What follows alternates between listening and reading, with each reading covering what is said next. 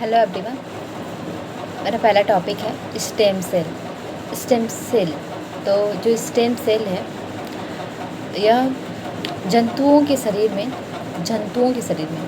पाई जाने वाली कोशिकाओं का वह समूह होता है जो कि यह समसूत्री विभाजन के द्वारा विभिन्न प्रकार की कोशिकाओं में विभाजित होने की क्षमता होती है। इसमें हम उसी को स्टेम सेल कहते हैं।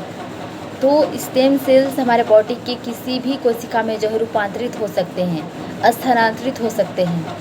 तो स्टेम सेल की एक खासियत होती है। स्टेम सेल के लक्षण क्या होते हैं? लक्षण मतलब स्टेम सेल किस आधारों पर पहचाने जाते हैं, किस लक्षणों के आधार पर उनको हमारे बॉडी में पहचाना जाता है। वैसे तो हमारे बॉडी में स्टेम सेल्स बहुत होते हैं। पूरा हमारा बॉडी ही सेल से बना है, कोशिकाओं से बना है।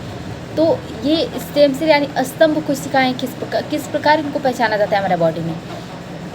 तो इनमें ये लक्षण होता है कि ये जो है विभाजन के कई चक्रों को पूरा करने में जो है सक्षम होते हैं। और दूसरा ये है कि ये स्वयं को नवीनीकृत करने की क्षमता रखते हैं, स्वयं को नए प्रकारों में ढाल लेते हैं, नए स्टेम सेल में स्वयं को ढाल लेते हैं। और ये जो है विभाजन और विभिन्न प्रकार की कोशिकाओं में विभाजित होने में सक्षम होते हैं। तो हम इन आधारों पर जो स्टेम सेल को पहचान लेते हैं हमारे बॉडी में। और स्टेम सेल के कार्य क्या होते हैं? स्टेम सेल के कुछ महत्वपूर्ण कार्य होते हैं। जैसे स्टेम सेल जो है हमारे बॉडी में क्षतिग्रस्त हो रही कोशिकाओं और ऊतकों का जो पुनर्उद्भवन करता है, उनका पुनर्निर्माण कर देता है। हमारे बॉडी में कोई सेल्स खराब हो चुके हैं, वो मतलब कार्य योग्य नहीं है, वो कार्य करने में असक्षम हो गए हैं, खराब हो चुके हैं, तो स्टेम सेल्स उन कोशिकाओं की जगह पर उन कोशिकाओं का जगह ले लेते हैं, स्थानांतरित हो जाते हैं और उन कोशिकाओं का जगह ले लेते हैं, या फिर उन कोशिकाओं को नवीनीकृत भी कर सकते हैं, नया बना सकते हैं। तो स्टेम सेल्स के कार्य यही होते हैं कि हमारे बॉडी में कोई सेल्स यानी कोशिका खराब हो चुकी है तो स्टेम सेल्स उसको रिपेयर कर देते हैं, नया बना देते हैं, या फिर स्वयं जो है स्टेम सेल की जगह ले लेते हैं। अगर कोशिका एकदम नष्ट ही हो चुकी है तो स्वयं स्टेम सेल उसकी जगह ले सकता है। तो इस प्रकार स्टेम सेल के कार्य होते हैं। जैसे कि हमारे बॉडी में कई ऐसी चीज़ें होती हैं, जैसे हमारे बाल होता है, बाल में हमारी कोशिकाएं जो होती हैं, बालों की कोशिकाएं जो होती हैं वो खराब हो जाती हैं, कभी मतलब क्षतिग्रस्त हो जाती हैं। तो स्टेम सेल्स जो होता है उनका पुनर्पूर्ति करता है, स्टेम सेल्स की वजह से ही होता है ऐसा। और इसका दूसरा कार्य ये होता है कि ये जो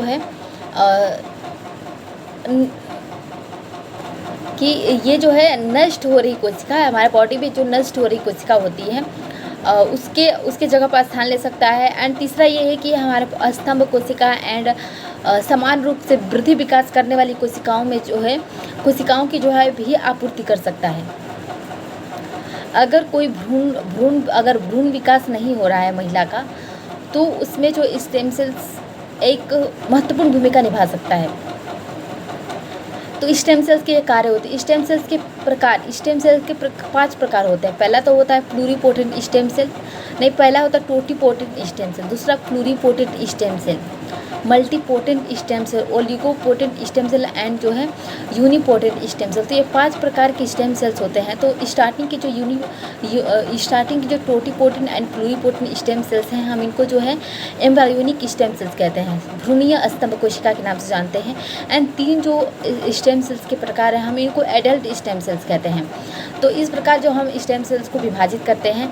एंड टोटीपोटेंट स्टेम सेल्स के बारे में हम जानेंगे। टोटीपोटेंट स्टेम सेल जो हमारे बॉडी की किसी भी टोटीपोटेंट से हमारे मानव शरीर के किसी भी प्रकार की कोशिका में जो विभाजित हो सकता है, और इसकी जो प्राप्ति है हम 5 से 7 दिनों की एक अवधि होती है, उस अवधि में जो हम इसकी प्राप्ति कर सकते हैं। और इसकी प्राप्ति जो प्रारंभिक भ्रूणीय अवस्था से की जाती है, लेकिन जब इसको प्राप्त किया जाता है टोटीपोटेंट स्टेम सेल को प्रारंभिक भ्रूणीय अवस्था से, तो उस क्रम में भ्रूण की मृत्यु हो जाती है। तो इसीलिए जो भ्रूण की मृत्यु हो जाने से ही इस टोटीपोटेंट स्टेम सेल की प्राप्ति प्रारंभिक भ्रूणीय अवस्था से करना प्रतिबंधित कर दिया गया है पूरे विश्व में।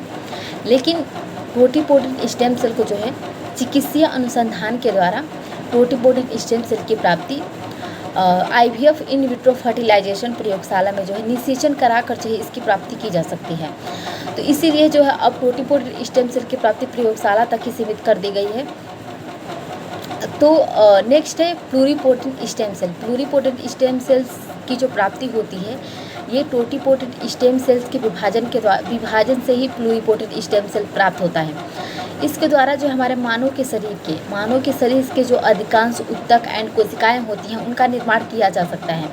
एंड चिकित्सीय दृष्टिकोण से देखा जाए तो प्लूरीपोटेंट स्टेम सेल काफ़ी महत्वपूर्ण स्तंभ कोशिका हो जाती है, स्टेम सेल्स हो जाती है, क्योंकि जो है इसके प्रयोग से जो है हमारे शरीर के कई ऐसे रोगों का निदान किया जा सकता है, जिसका निदान जो करना काफ़ी मुश्किल होता है।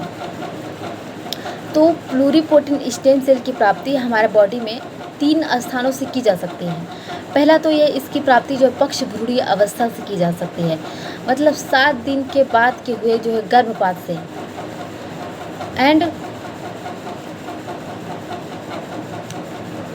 गर्भपात से की जा सकती है। तो इस क्रम में जो भ्रूण की मृत्यु हो जाती है, इसीलिए जो इसको प्रतिबंधित किया गया है पूरे विश्व में। मतलब